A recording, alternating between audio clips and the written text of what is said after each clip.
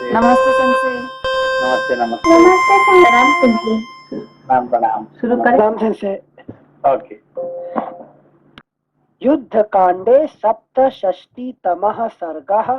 श्लोक संख्या 150। निष्पाप रघुनंदन, तुम इक्ष्वाकु वंश के वीर पुरुष हो, अतः मेरे अंगों पर अपना पराक्रम दिखाओ। तुम्हारे पौरुष एवं बल विक्रम को देख लेने के बाद ही मैं तुम्हें खाऊंगा। कुंभकर्ण की यह बात सुनकर श्री राम ने उसके ऊपर सुंदर पंख वाले बहुत से बाण मारे। वज्र के समान वेग वाले उन बाणों की गहरी चोट खाने पर भी वह देवद्रोही राक्षस ना तो क्षुब्ध हुआ और ना व्यथित ही। जिन बाणों से श्रेष्ठ साल वृक्ष काटे गए और वानर राज वाली का वध हुआ, वे ही वज्रोपम बाण उस समय कुंभकर्ण के शरीर को व्यथा न पहुंचा सके। जिन बाणों से श्रेष्ठ साल वृक्ष काटे गए और वानर राज वाली का वध हुआ, वे ही वज्रोपम बाण उस समय कुंभकर्ण के शरीर को व्यथा न पहुंचा सके। देवराज इंद्र का शत्रु कुंभकर्ण जल की धारा के समान श्री राम की बाण वर्षा को अपने शरीर से पीने लगा और भयंकर वेगशाली मुदगर को चारों ओर से घुमा घुमा कर उनके बाणों के महान वेग को नष्ट करने लगा। तदनंतर वह राक्षस देवताओं की विशाल सेना को भयभीत करने वाले और खून से लिपटे हुए उस उग्र वेगशाली मुदगर को घुमा घुमा कर वानरों की वाहिनी को खदेड़ने लगा। यह देख भगवान श्री राम ने वायव्य नामक दूसरे अस्त्र का संधान करके उसे कुंभकर्ण पर चलाया और उसके द्वारा उस निशाचर की मुदगर सहित दाहिनी बाह काट डाली। बाह कट जाने पर वह राक्षस भयानक आवाज में चीत्कार करने लगा। श्री रघुनाथ जी के बाण से कटी हुई वह बाह जो पर्वत शिखर के समान जान पड़ती थी, मुदगर के साथ ही वानरों की सेना में गिरी। उसके नीचे दबकर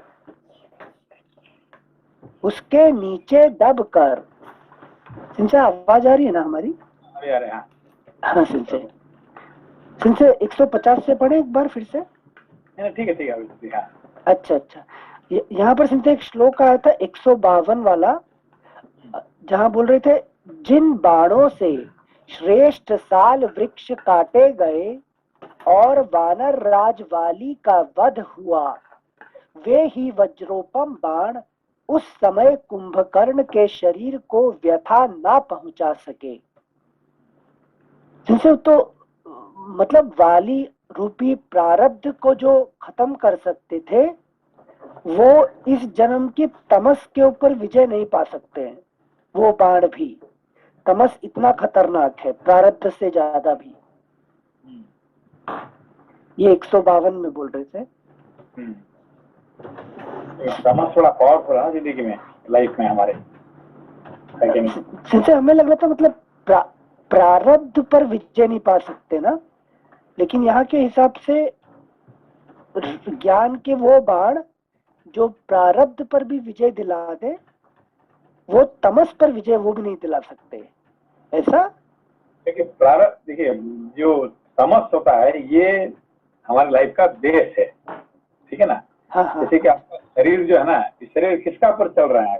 तमस पे पूरी तरह, 100% तमस का पर, ठीक है ना। सत्व रहे ना रहे ज्यादा फर्क नहीं पड़ने वाला है, सत्व रहे नहीं रहे। लेकिन लंका से चला गया विभीषण, तो लंका चला कि नहीं चला, चला फिर, हाँ, ठीक है। तो ये सत्व नहीं रहने पर भी चलता रहेगा सब कुछ है, रजस में नहीं रहने पे तो भी ज्यादा फर्क नहीं पड़ने वाला, और तमस रहना नहीं रहने से कुछ भी नहीं चलेगा। हाँ, शरीर ही नहीं रहेगा फिर तो कुछ नहीं चलेगा। अच्छा, उसका अच्छा। बेस का, तमस का बेस का पर रजस और सत्व रहता है। हाँ सिंचे मतलब मेरी संसार में जो भी अवस्था है, मैं आत्मा रूप भी समझूं, पर मेरा एग्जिस्टेंस तमस के ऊपर है इस शरीर में। आत्मा होने पर भी उसका जो एग्जिस्टेंस है वो तमस है। अच्छा अच्छा अच्छा, थैंक यू सिंचे। श्लोक संख्या 156 पे आ रहे हैं अब। श्री रघुनाथ जी के बाण से कटी हुई वह बाह, जो पर्वत शिखर के समान जान पड़ती थी, मुदगर के साथ ही वानरों की सेना में गिरी। उसके नीचे दबकर कितने ही वानर सैनिक अपने प्राणों से हाथ धो बैठे। जो अंग भंग होने या मरने से बचे, वे खिन्न चित्त हो किनारे जाकर खड़े हो गए। उनके शरीर में बड़ी पीड़ा हो रही थी और वे चुपचाप महाराज श्री राम और राक्षस कुंभकर्ण के घोर संग्राम को देखने लगे। वायव्यास्त्र से एक बाह कट जाने पर कुंभकर्ण शिखरहीन पर्वत के समान प्रतीत होने लगा। उसने एक ही हाथ से एक ताड़ का वृक्ष उखाड़ लिया और उसे लेकर रणभूमि में महाराज श्री राम पर धावा किया। तब श्री राम ने एक सुवर्ण भूषित बाण निकालकर उसे ऐन्द्रास्त्र से अभिमंत्रित किया और उसके द्वारा सर्प के समान उठी हुई राक्षस की दूसरी बाह को भी वृक्ष सहित काट गिराया। श्लोक संख्या 159 फिर से पढ़ रहे हैं। तब श्री राम ने एक सुवर्ण भूषित बाण निकालकर उसे ऐन्द्रास्त्र से अभिमंत्रित किया और उसके द्वारा सर्प के समान उठी हुई राक्षस की दूसरी बाह को भी वृक्ष सहित काट गिराया। कुंभकर्ण की वह कटी हुई बाह पर्वत शिखर के समान पृथ्वी पर गिरी और छटपटाने लगी। उसने कितने ही वृक्षों, शैल शिखरों, शिलाओं, वानरों और राक्षसों को भी कुचल डाला। अगला पृष्ठ संख्या 401। उन दोनों भुजाओं के कट जाने पर वह राक्षस सहसा आर्तनाद करता हुआ श्री राम पर टूट पड़ा। उसे आक्रमण करते देख श्री राम ने दो तीखे अर्धचंद्राकार बाण लेकर उनके द्वारा युद्ध स्थल में उस राक्षस के दोनों पैर भी उड़ा दिए। उसके दोनों पैर दिशा विदिशा, पर्वत की कंदरा, महासागर, लंकापुरी तथा वानरों और राक्षसों की सेनाओं को भी प्रतिध्वनित करते हुए पृथ्वी पर गिर पड़े। दोनों बाहों और पैरों के कट जाने पर उसने बड़वानल के समान अपने विकराल मुख को फैलाया और जैसे राहु आकाश में चंद्रमा को ग्रस लेता है, उसी प्रकार वह श्री राम को ग्रसने के लिए भयानक गर्जना करता हुआ सहसा उनके ऊपर टूट पड़ा। तब श्री रामचंद्र जी ने सुवर्ण जटित पंख वाले अपने तीखे बाणों से उसका मुंह भर दिया मुंह भर जाने पर वह बोलने में भी असमर्थ हो गया और बड़ी कठिनाई से आर्तनाद करके मूर्छित हो गया।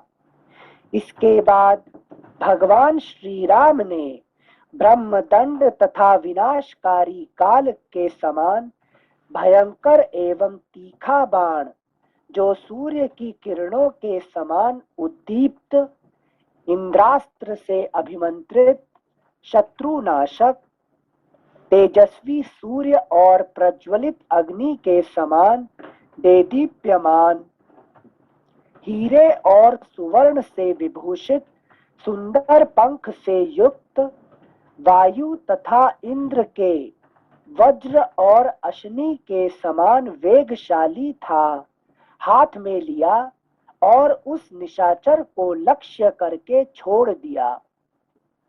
श्री रघुनाथ जी की भुजाओं से प्रेरित होकर वह बाण अपनी प्रभा से दसों दिशाओं को प्रकाशित करता हुआ इंद्र के वज्र की भांति भयंकर वेग से चला। वह धूम रहित अग्नि के समान भयानक दिखाई देता था। जैसे पूर्व काल में देवराज इंद्र ने वृत्रासुर का मस्तक काट डाला था, उसी प्रकार उस बाण ने राक्षस राज कुंभकर्ण के महान पर्वत शिखर के समान ऊंचे, सुंदर गोलाकार दाढ़ों से युक्त तथा हिलते हुए मनोहर कुंडलों से अलंकृत मस्तक को धड़ से अलग कर दिया। कुंभकर्ण का वह कुंडलों से अलंकृत विशाल मस्तक प्रातः काल सूर्योदय होने पर आकाश के मध्य में विराजमान चंद्रमा की भांति निस्तेज प्रतीत होता था। श्री राम के बाणों से कटा हुआ राक्षस का वह पर्वताकार मस्तक लंका में जा गिरा। उसने अपने धक्के से सड़क के आसपास के कितने ही मकानों, दरवाजों और ऊंचे परकोटे को भी धराशायी कर दिया। इसी प्रकार उस राक्षस का विशाल धड़ भी, जो हिमालय के समान जान पड़ता था, तत्काल समुद्र के जल में गिर पड़ा और बड़े बड़े ग्राहों, मत्स्यों तथा सांपों को पीसता हुआ पृथ्वी के भीतर समा गया। अगला प्रश्न। हाँ भैया। नमस्ते सिंसी। नमस्ते। सिंसी, ये कुंभकर्ण को जो है इंद्र नहीं मार सकते, लेकिन उससे अभिमंत्रित जो अस्त्र है, मतलब इंद्रास्त्र जो यूज किया है, तो इंद्र का अस्त्र उसे मार सकता है जो भगवान ने यूज किया है, और इंद्र नहीं मार सकते। इसको कैसे समझेंगे? इसको क्या कहते हैं? उसको इंद्र एक पर्सन, लेकिन जैसे कि आप ये कहते हैं ना कि आप ये काम नहीं कर सकते, पर आपका पोस्ट में रहने वाला इंजीनियर, दूसरा इंजीनियर जो काम कर सकता है कि नहीं? तो आप एक व्यक्ति है और आपका पोस्ट जो है क्या है, वो अलग चीज है कि नहीं? अच्छा, समझे आपको कि एक प्रधानमंत्री, एक क्या होता है, एक पोस्ट हो गया, और एक व्यक्ति काम करता, प्रधानमंत्री के रूप से काम करता है, ठीक है ना? तो ये दो अलग है कि नहीं है? हाँ जी, काम कर सकता है, मगर ये जो बना हुआ प्रधानमंत्री ये कर सकता है, नहीं कर सकता, अलग बात है कि नहीं? तो यही इसीलिए इसको कहते हैं कि ये इंद्र, अभी जो जिसने बैठा हुआ इंद्र पद पे, वो अलग है और इंद्र पद अलग चीज है जी, ठीक है ना? तो सेंसी इसको ऐसे समझ सकते हैं कि अगर अस्त्र है, लेकिन अगर फिर भी विवेक नहीं है तो पराजित करना मुश्किल है। मतलब उस समवेयर द नॉलेज वर्क्स, जो भगवान राम ही हैं। मेन थिंग होता है इसका पद, और वो एक पर्सन जो अलग अलग होते हैं, है कि नहीं? इंद्र का जो पद वो काम कर सकता है, मतलब जो अभी जो बैठे हुए इंद्र पद में बैठे हुए हैं वो व्यक्ति कर सकता नहीं कर सकता अलग बात है, ठीक है ना। ठीक है, हाँ। जैसे इंद्र पद पे तो अभी इंद्र ही है, मतलब थोड़ा सा और उसको समझने की कोशिश करें। इंद्र पद पे तो अभी इंद्र ही है, और वो इंद्र पद में इंद्र नहीं है, इंद्र पद में कौन है अभी? पुरंदर इंद्र का नाम है संसी। पुरंदर नहीं, इंद्र पुरंदर ही इंद्र के जगह पे बैठा हुआ है कि नहीं। अभी प्रधानमंत्री जगह पे मोदी बैठे हुए हैं, तो मोदी प्रधानमंत्री नहीं है, मोदी एक पर्सन है जो प्रधानमंत्री का पोस्ट पे बैठे हुए हैं, समझ लो। जी संसी, है कि नहीं। कल मोदी प्रधानमंत्री नहीं थे और फिर कल, है कि नहीं, कुछ साल के बाद वो नहीं रहेंगे, ठीक है ना, और प्रधानमंत्री पद रहेगा, ठीक है ना। अब पुरंदर ने बैठा हुआ इंद्र पद पे, फिर नेक्स्ट कौन बनने वाला? बलि संसी।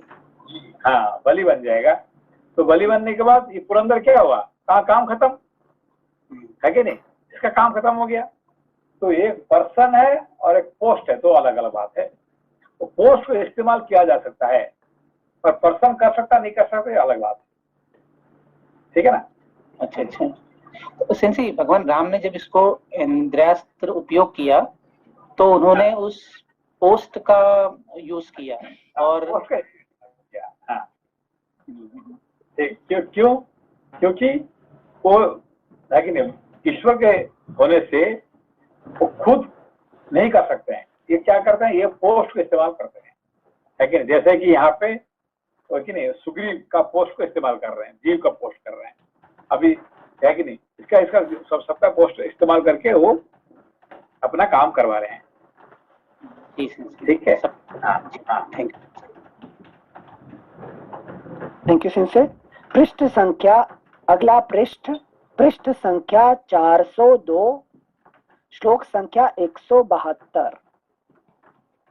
ब्राह्मणों और देवताओं के शत्रु महाबली कुंभकर्ण के युद्ध में मारे जाने पर पृथ्वी डोलने लगी, पर्वत हिलने लगे और संपूर्ण देवता हर्ष से भरकर तुमुल नाद करने लगे। उस समय आकाश में खड़े हुए देवर्षि, महर्षि, सर्प, देवता, भूतगण, गरुण, गुह्यक, यक्ष और गंधर्वगण श्री राम का पराक्रम देखकर बहुत प्रसन्न हुए। कुंभकर्ण के, सॉरी सर अनिल जी, इसमें ये भी थोड़ा सा समझने की कोशिश कर रहे थे कि जो कुंभकर्ण को मारने का तरीका है भगवान राम का, वो थोड़ा सा अलग है। मतलब कैसे समझेंगे उसको कि पहले जो दाहिनी भुजा थी उसको वायवास्त्र से काटा, फिर लेफ्ट भुजा को उन्होंने इंद्रास्त्र से काटा, और फिर धड़ को फिर एक एक करके जो है अलग अलग अंगों को काटा, तो पैरों को, जी, फिर पैरों को काटा। तो इसको कैसे समझ सकते हैं सिंसी? अगर आपका हाथ का जो प्रिसाइडिंग डेटी कौन है? हाथ का इंद्र है सिंसी। इंद्र है, ठीक है ना। तो दाहिना हाथ का जो पावर क्या है? दाहिना हाथ सभी कामों में, जी सिंसी, आप सभी काम में आगे रहता है, ठीक है ना। जी जी। कोई आप खाना खाते हैं, कुछ भी करते हैं तो सारे हमेशा क्या है, दाहिना हाथ इस्तेमाल करते हैं। बाएं हाथ जो सेकंड है, अब दाहिना हाथ लगभग सबका मेन होता है, ठीक है ना। तो दाहिना हाथ का जो पावर, जो जिसका पावर, उसका पावर का किसका पावर है? वायु का पावर है सिंसी इसमें। वायु का पावर, ठीक है ना। हमारे जितने पावर है, ये सबका पावर का अधिपति कौन है? वायु होते हैं। तो इसीलिए भगवान ने क्या कर दिया, वायव्यास्त्र से लेके उसको दाहिना हाथ काट दिए, ठीक है ना। और बाएं हाथ को लेके इंद्रास्त्र काट दिया। इंद्र क्या है? प्रिसाइडिंग डेटी हाथ का, ठीक है ना। लेकिन एक वो दोनों का हाथ का प्रिसाइडिंग डेटी कौन है? इंद्र है। दोनों का, मगर वायु का बल से ये प्रभावित होता है दाहिना हाथ, ठीक है ना। इसीलिए भगवान ने क्या किया, दाहिना हाथ को उन्होंने वायव्यास्त्र से और बाएं हाथ को इंद्रास्त्र से खत्म किया। ठीक है ना? जी जी जी। सिंस दाहिने हाथ को जो है थोड़ा बलपूर्वक रोकना पड़ेगा, ये भी अर्थ ले सकते हैं। हाँ, वायु वायु से, वायु का पावर, वायु के बल से। जी जी। हाँ। और सिंसी बाद में इसके उन्होंने फिर अर्धचंद्राकार, मतलब ये चंद्र अस्त्र है क्या, जो जिससे उन्होंने दोनों पैर भी काटे थे? अर्धचंद्राकार जी, अर्धचंद्राकार द्वारा पढ़िए उसको। 161 में है सिंसी, ये 161 हम पढ़ रहे हैं सिर्फ। उन दोनों भुजाओं के कट जाने पर वह राक्षस सहसा आर्तनाद करता हुआ श्री राम पर टूट पड़ा। उसे आक्रमण करते देख श्री राम ने 2 तीखे अर्धचंद्राकार बाण लेकर उसके द्वारा युद्ध स्थल में उस राक्षस के दोनों पैर भी उड़ा दिए। अर्धचंद्राकार मतलब चंद्र नहीं है, अर्धचंद्राकार आकार, आकार आकार होता फॉर्म। जो बाण का फॉर्म है चंद्राकार, चंद्र का आकार मतलब है कि नहीं, क्या बोलते हैं चंद्राकार मतलब बेसिकली चंद्र क्या होता है, गोल होता है, मगर चंद्राकार जो कहते हैं उसको क्या होता है, क्रिसेंट शेप जो होता है। हाँ, आकार को कहते हैं। आकार को जब आकार कहेंगे तो क्रिसेंट होता है। जो चंद्र का रियल फॉर्म कहेंगे तो फुल मून के बात कहते हैं। फुल मून ही रियल चंद्र है, चंद्र की बात करेंगे। तो आकार की बात करेंगे तो क्रिसेंट का है, क्रिसेंट। ठीक है ना? जी, थैंक यू। थैंक यू सिंसे। पृष्ठ संख्या 402, श्लोक संख्या 172 फिर से पढ़ रहे हैं। ब्राह्मणों और देवताओं के शत्रु महाबली कुंभकर्ण के युद्ध में मारे जाने पर पृथ्वी डोलने लगी, पर्वत हिलने लगे और संपूर्ण देवता हर्ष से भरकर तुमुल नाद करने लगे।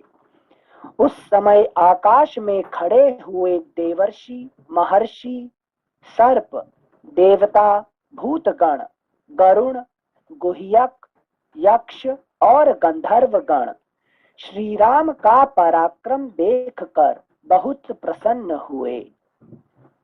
कुंभकर्ण के महान वध से राक्षस राज रावण के मनस्वी बंधुओं को बड़ा दुख हुआ।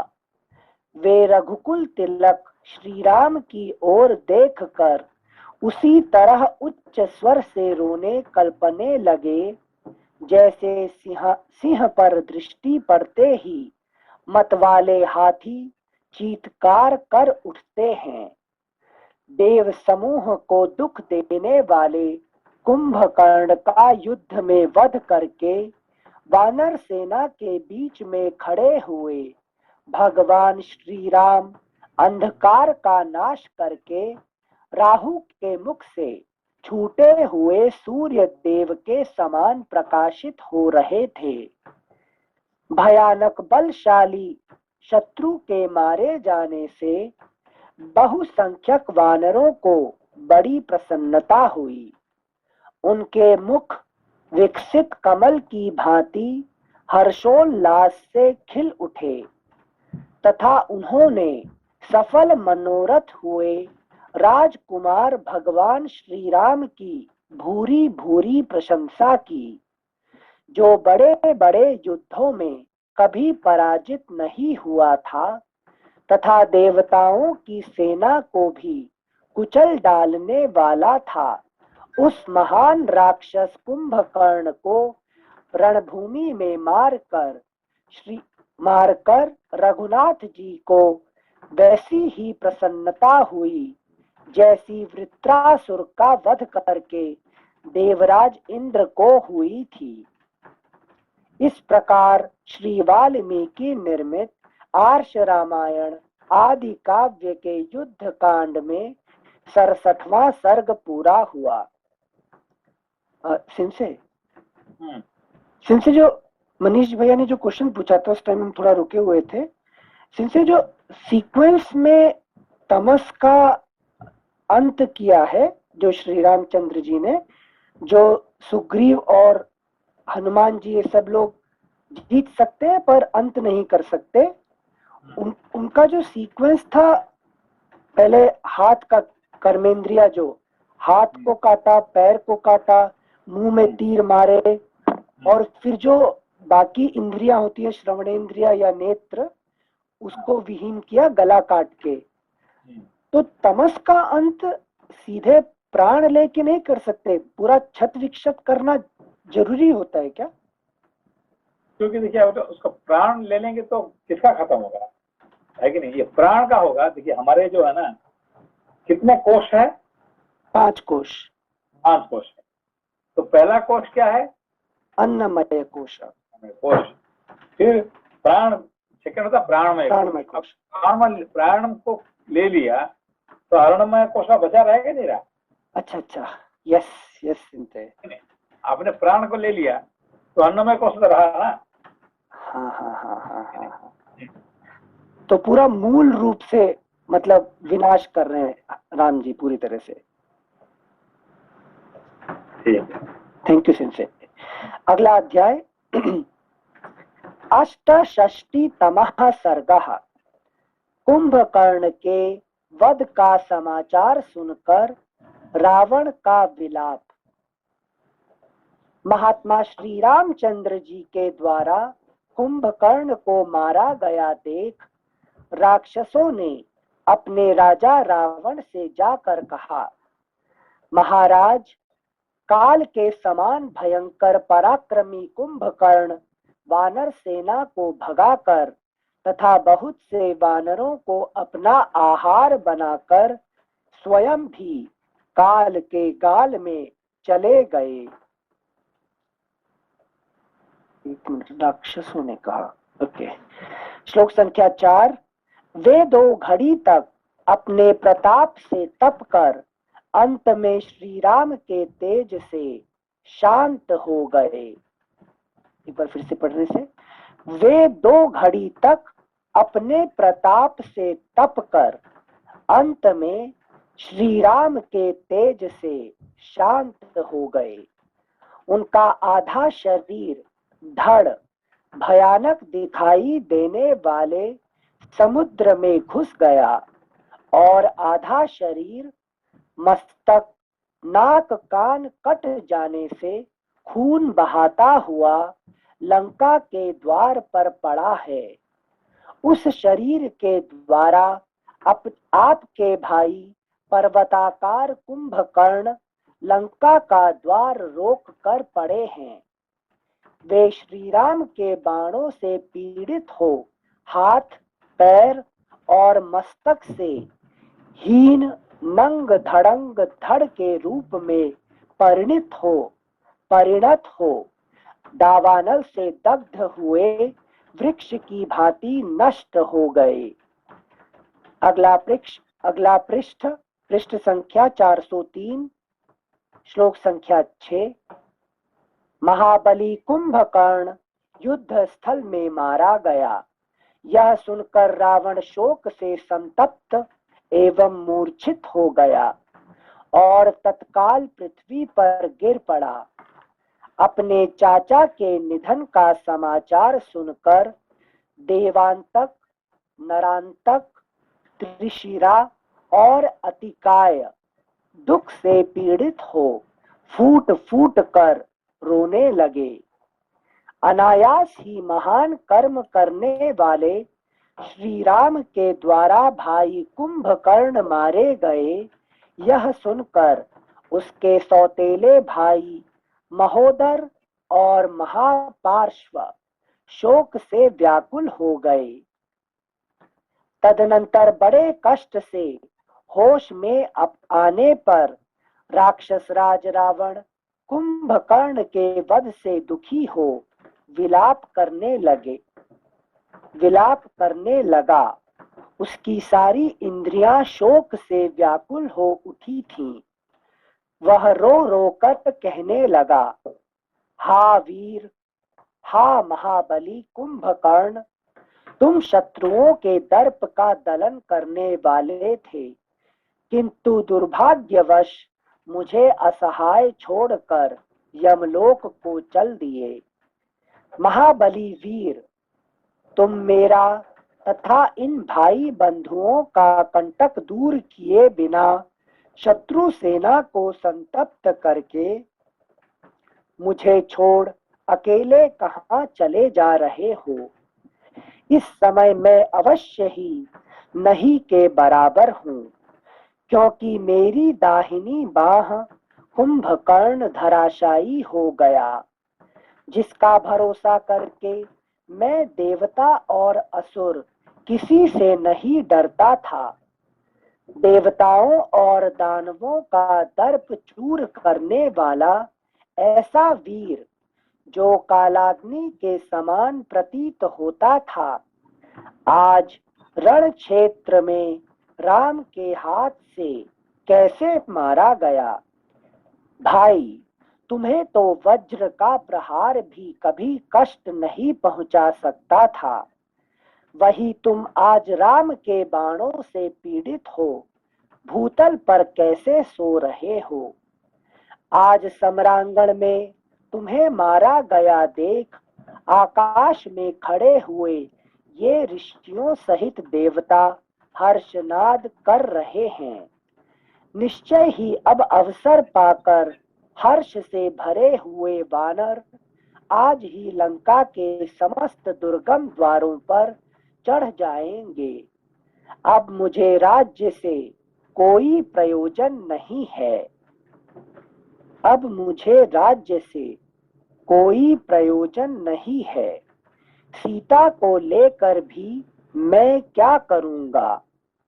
कुंभकर्ण के बिना जीने का मेरा मन नहीं है।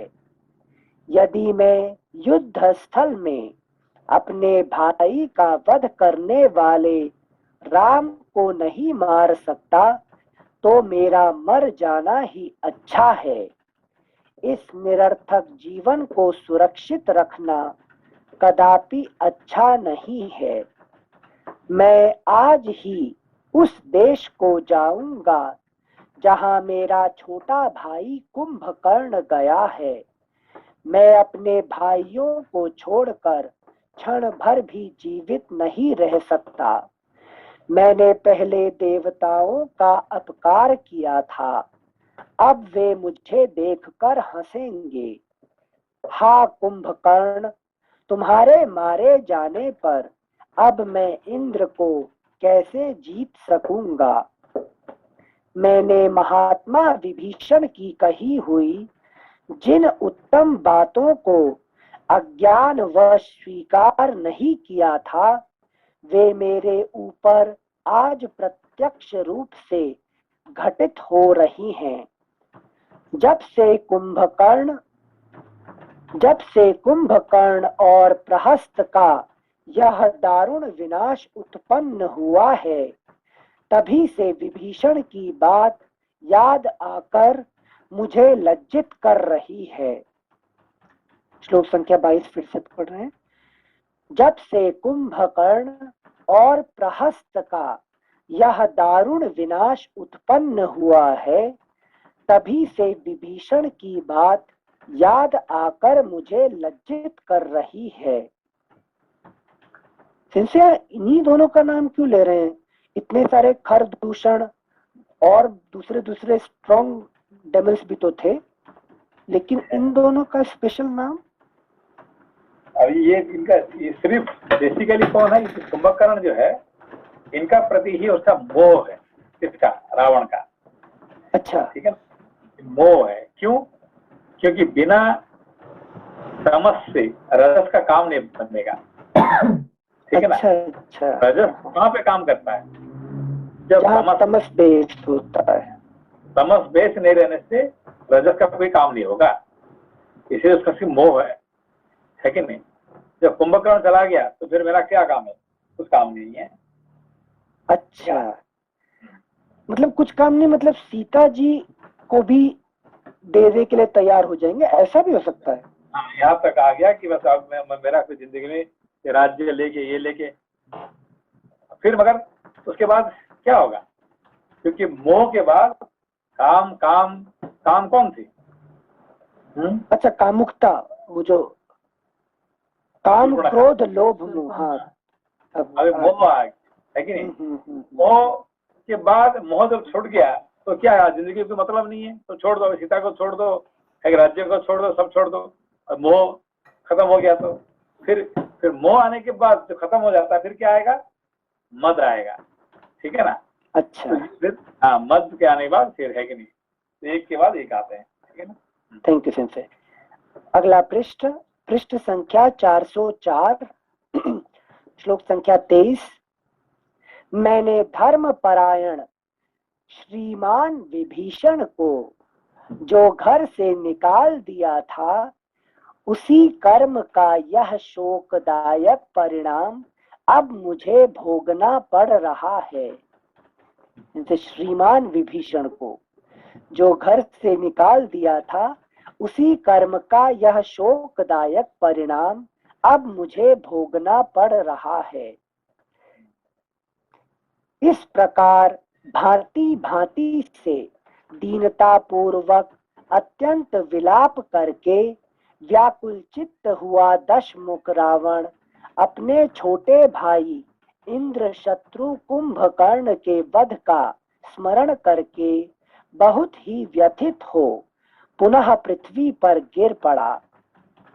इस प्रकार श्री वाल्मीकि निर्मित आर्ष रामायण आदि काव्य के युद्ध कांड में 68वां सर्ग पूरा हुआ। अगला अध्याय 69तमः सर्गः। रावण के पुत्रों और भाइयों का युद्ध के लिए जाना और नरांतक का अंगद के द्वारा वध।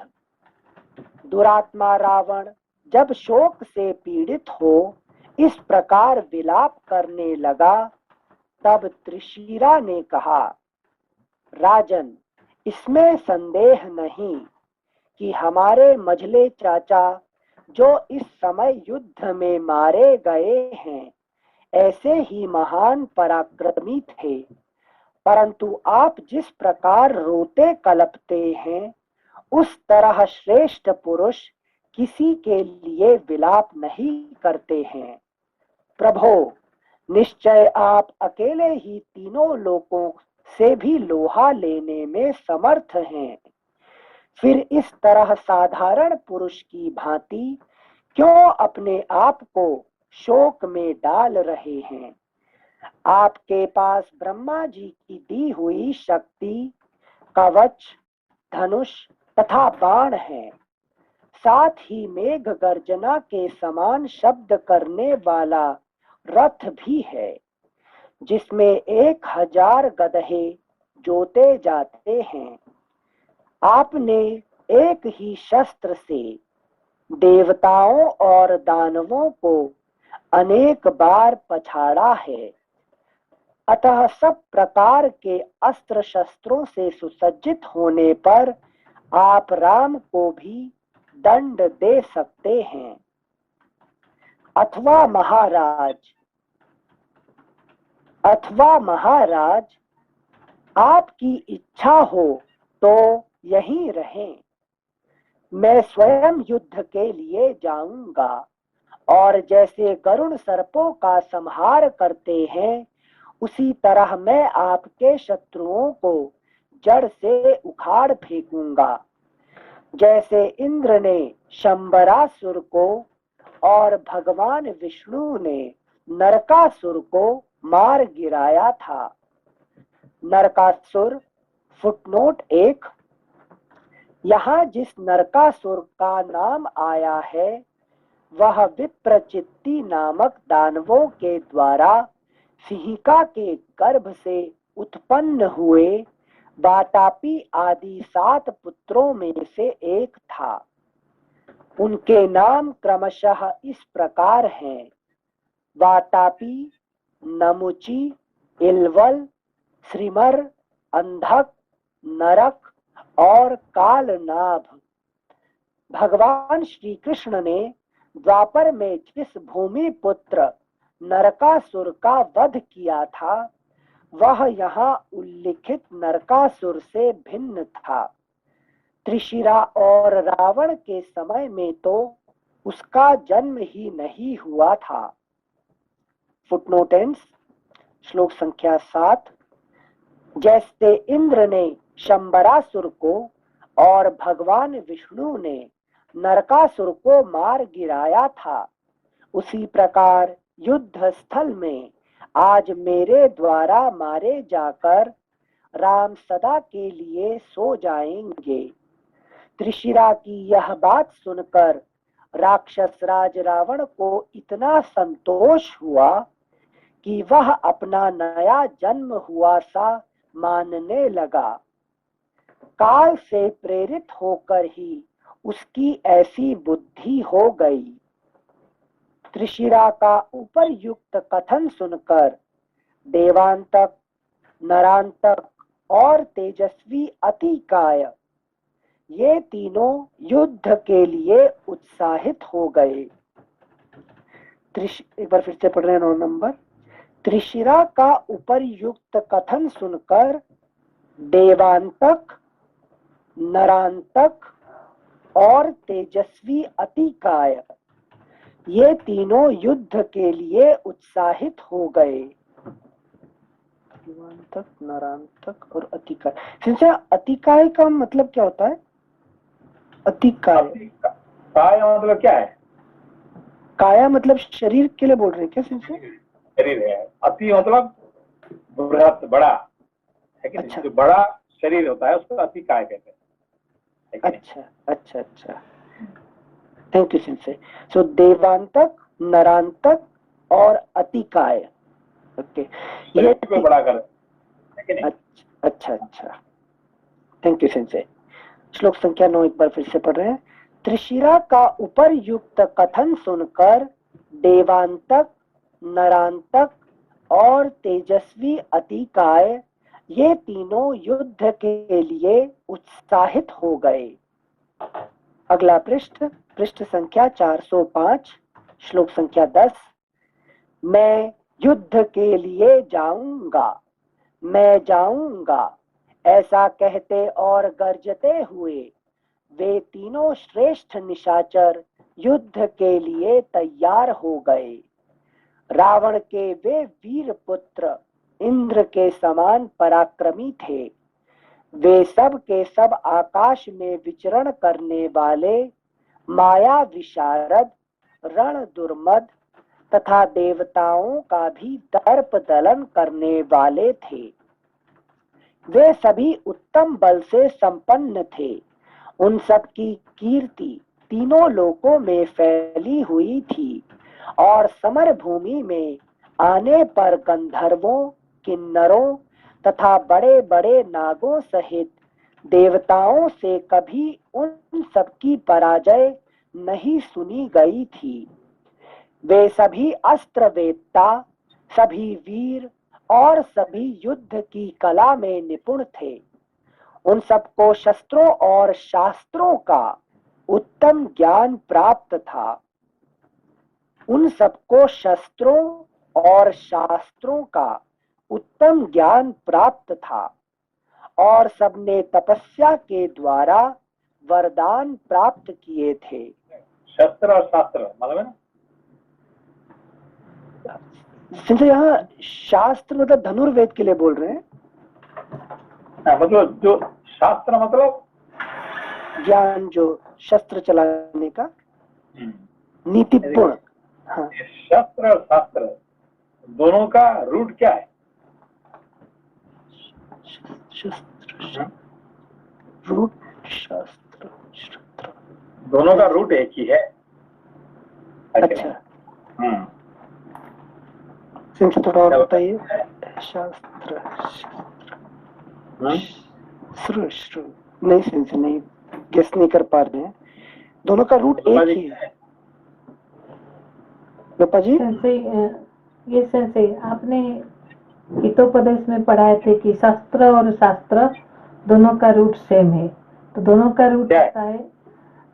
सेंसे मुझे तो खाली वो श्लोक याद है, विद्या शस्त्रस्य शास्त्रस्य द्वे विद्ये प्रतिपत्तये आद्या हास्याय वृद्धत्वे।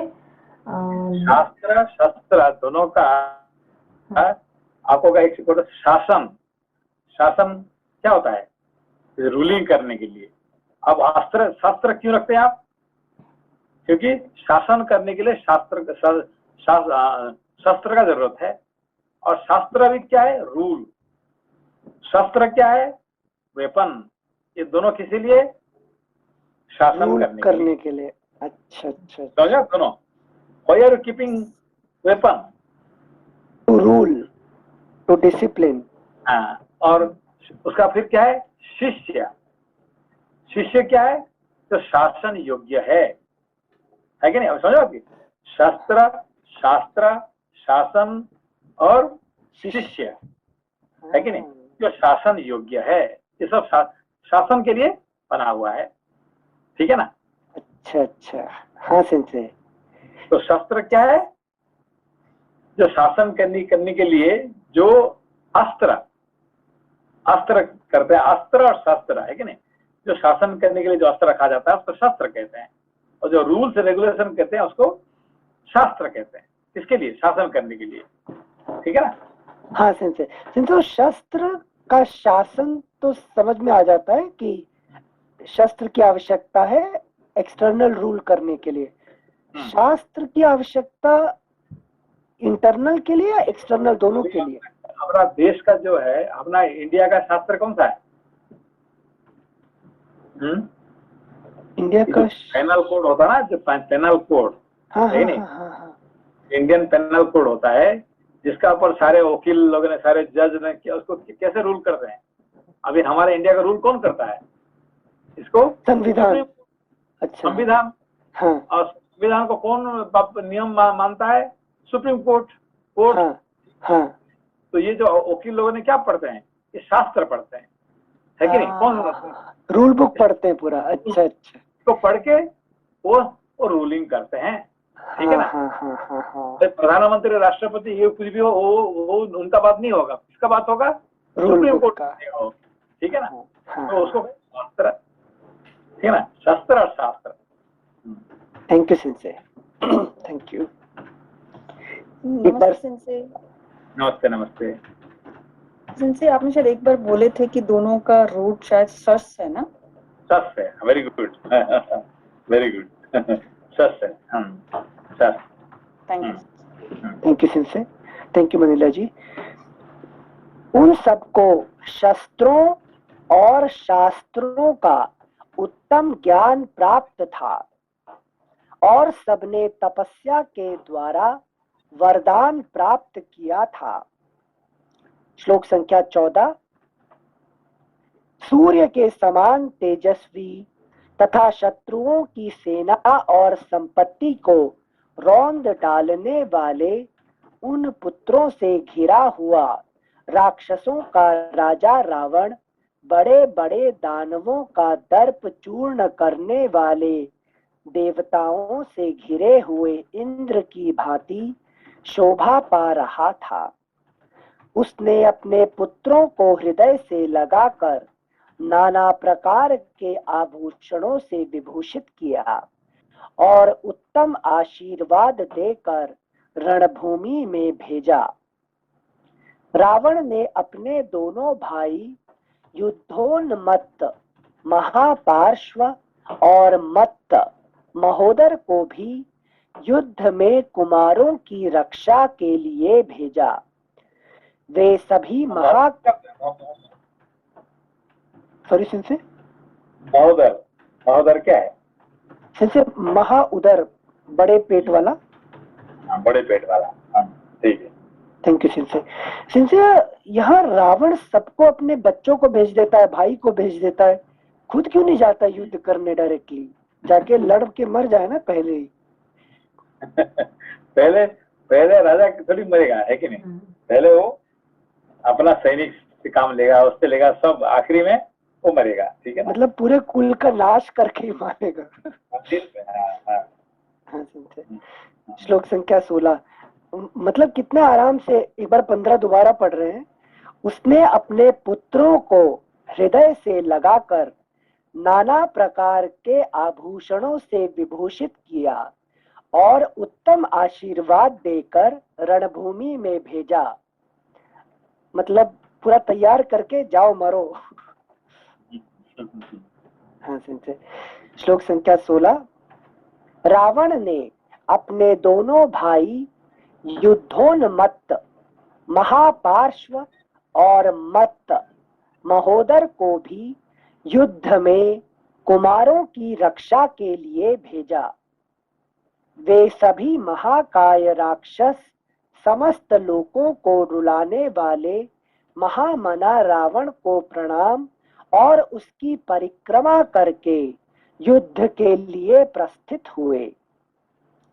सब प्रकार की औषधियों तथा गंधों का स्पर्श करके युद्ध की अभिलाषा रखने वाले त्रिशिरा, अतिकाय, देवांतक, नरांतक, महोदर और महापार्श्व, ये 6 महाबली श्रेष्ठ निशाचर काल से प्रेरित हो युद्ध के लिए पुरी से बाहर निकले। उस समय महोदर ऐरावत के कुल में उत्पन्न हुए काले मेघ के समान रंग वाले सुदर्शन नामक हाथी पर सवार हुआ। समस्त आयुधों से संपन्न और तुड़ीरों से अलंकृत महोदर उस हाथी की पीठ पर बैठकर अस्ताचल के शिखर पर विराजमान सूर्य देव के समान शोभा पा रहा था। रावण कुमार त्रिशिरा एक उत्तम रथ पर आरूढ़ हुआ जिसमें सब प्रकार के अस्त्र शस्त्र रखे गए थे और उत्तम घोड़े जुते हुए थे। उस रथ में बैठकर धनुष धारण किए त्रिशिरा विद्युत, उल्का, ज्वाला और इंद्रधनुष से युक्त मेघ के समान शोभा पाने लगा। उस उत्तम रथ में सवार हो 3 किरीटों से युक्त त्रिशिरा 3 सुवर्णमय शिखरों से युक्त गिरिराज हिमालय के समान शोभा पा रहा था। राक्षस राज रावण का अत्यंत तेजस्वी पुत्र अतिकाय समस्त धनुर्धारियों में श्रेष्ठ था। वह भी उस समय एक उत्तम रथ पर आरूढ़ हुआ। अगला पृष्ठ संख्या 406। उस रथ के पहिए और धुरे बहुत सुंदर थे। उसमें उत्तम घोड़े जुते हुए थे तथा उसके अनुकर्ष और कुबर भी सुदृढ़ थे। अनुकर्ष फुटनोट 1। रथ के धुरे पर कुबर के आधार रूप से स्थापित काष्ठ विशेष को अनुकर्ष कहते हैं। फुटनोट 2। कुबर उस काष्ठ को कहते हैं जिस पर जुआ रखा जाता है। गाड़ी के हर्षों को भी प्राचीन काल में कुबर कहा जाता था। फुटनोट 10। श्लोक संख्या 26। उस रथ के पहिए और धुरे बहुत सुंदर थे। उसमें उत्तम घोड़े जुते हुए थे तथा उसके अनुकर्ष और कुबर भी सुदृढ़ थे। तूणीर, बाण और धनुष के कारण वह रथ उद्दीप्त हो रहा था। प्रास, खड्ग और परिघों से वह भरा हुआ था। वह सुवर्ण निर्मित विचित्र एवं दीप्तिशाली किरीट तथा अन्य आभूषणों से विभूषित हो अपनी प्रभा से प्रकाश का विस्तार करते हुए मेरु पर्वत के समान सुशोभित होता था। उस रथ पर श्रेष्ठ निशाचरों से घिर कर बैठा हुआ वह महाबली राक्षस राजकुमार देवताओं से घिरे हुए वज्रपाणी इंद्र के समान शोभा पाता था। नरांतक उच्चय श्रवा के समान श्वेत वर्ण वाले एक सुवर्ण भूषित विशाल काय और मन के समान वेगशाली अश्व पर आरूढ़ हुआ। उल्का के समान दीप्तिमान, क्या बोला नरांतक क्या क्या दोबारा पढ़िए उसको। नरांतक उच्चय श्रवा के समान श्वेत वर्ण वाले एक सुवर्ण भूषित विशालकाय और मन के समान वेगशाली अश्व पर आरूढ़ हुआ। क्या समझा उसका? उच्चय नरांतक, नरांतक क्या होता है? जो नर नर का को अंत करने वाला, अंत करने वाला। तो नर, नर क्या है यहाँ पे? नर मतलब ज्ञान से ज्ञान, ठीक है ना, ज्ञान को अंत। तो ज्ञान को अंत कौन करता है? राक्षस वृत्ति, डिजायर या अविद्या।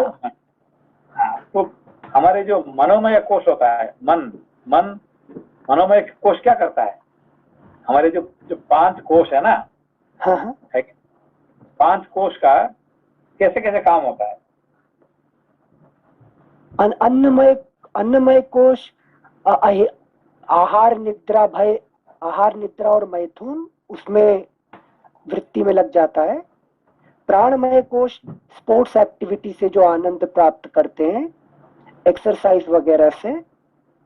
मनोमय कोश अपने मन में डिजायर, नई नई इच्छाएं और नए नए प्लान बनाने में, मन में जो किसकी गति से, अश्व की गति से मैं आज उड़ के इंडिया पहुंच जाऊंगा।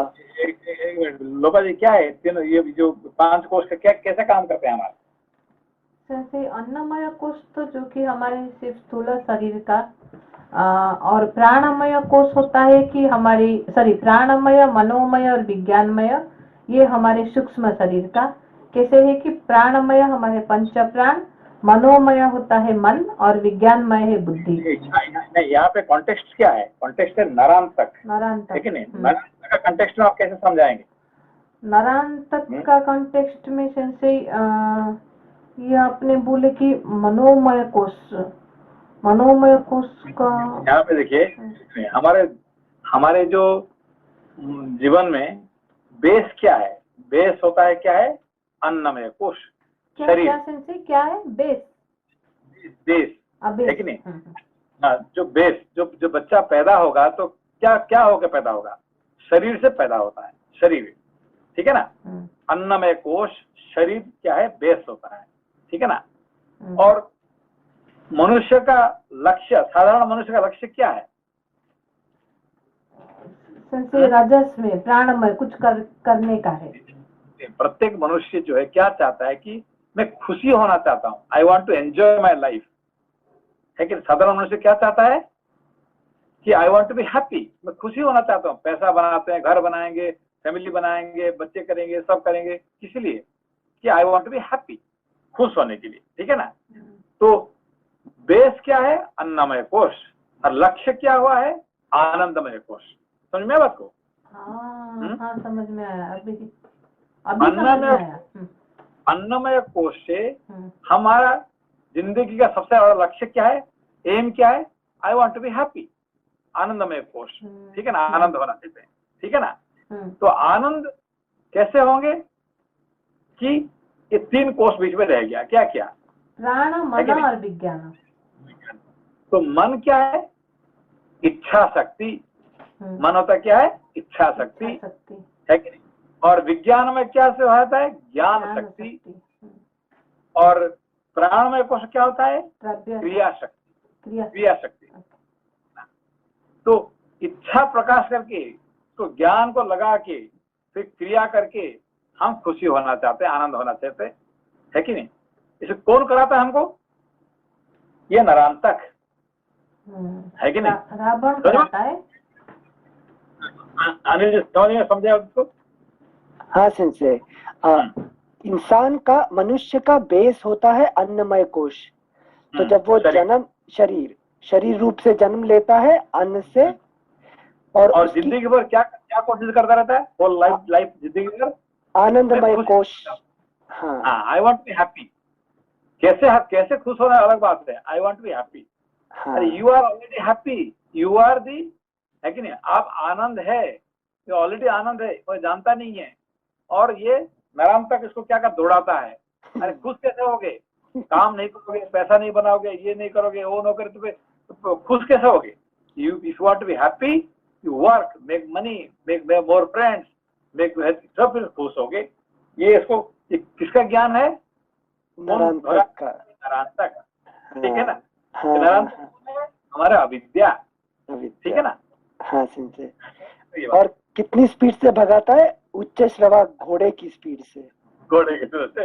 हाँ हाँ अनिल सन सूत्र भी बोले ना सेंसे, और एक बार बोले सेंसे बोले ना कि आनंद अन्नमय कोष में रह के क्रिया शक्ति, इच्छा शक्ति को लेके साथ में ज्ञान शक्ति को अप्लाई करके क्रिया करके आनंद होना चाहते हैं। आनंदमय कोष तक पहुंचना चाहते हैं ना? आनंद होना चाहते हैं मगर जानता नहीं कि मैं खुद आनंद हूँ। हाँ हाँ हाँ हाँ।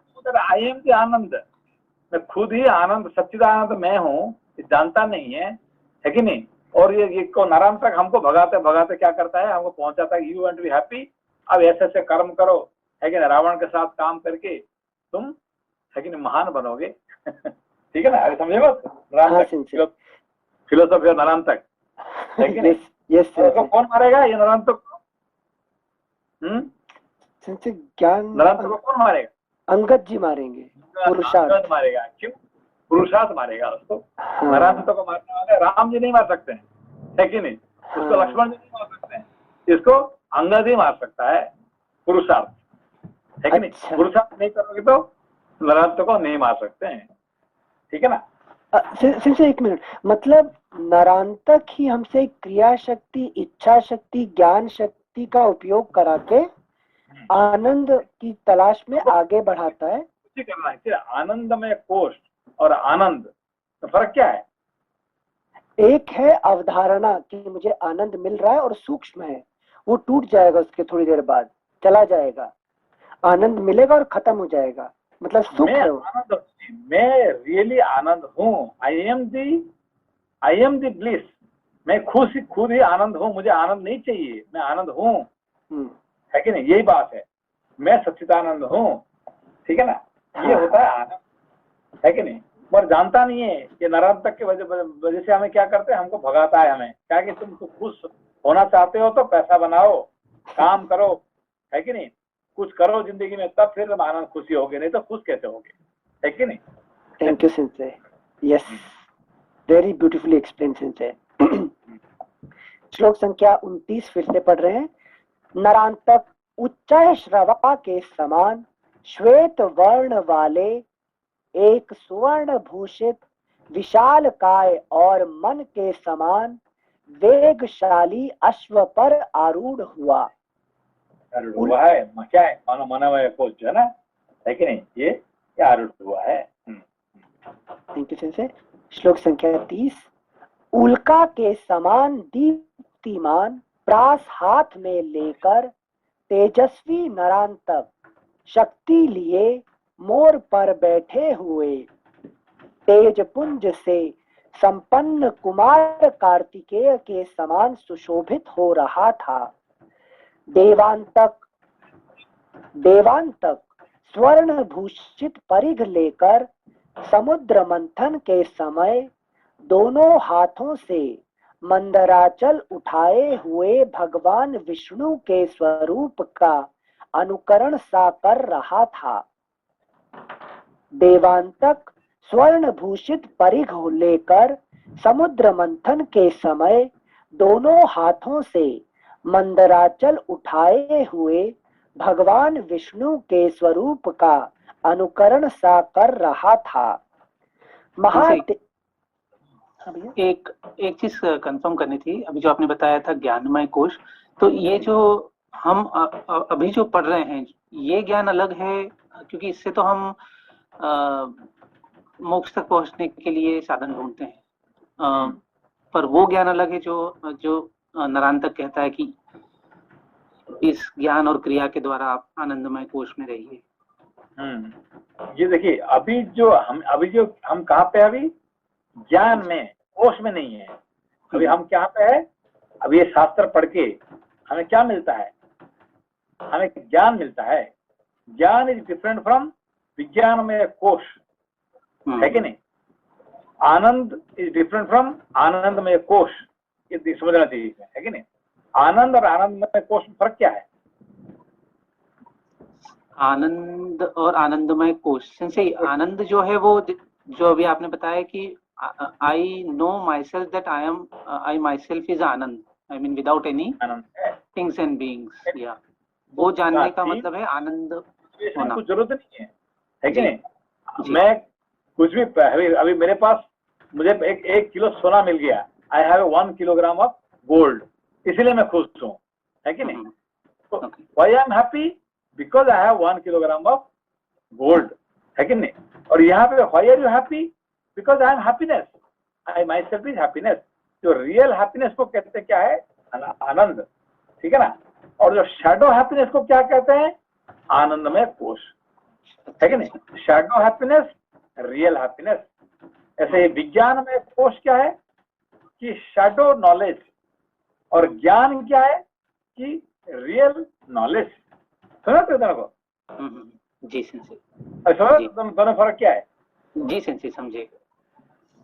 एक होता है कि रियल विजडम, और एक होता है कि, है कि नहीं, शैडो विजडम, है कि नहीं, है कि नहीं। चलिए बंद करते हैं अभी, ठीक है। और प्रणाम सिंसे। नमस्ते नमस्ते सर। कल सैटरडे है, यूजुअल क्लास है, फिर परसों पढ़ेंगे। और नमस्ते।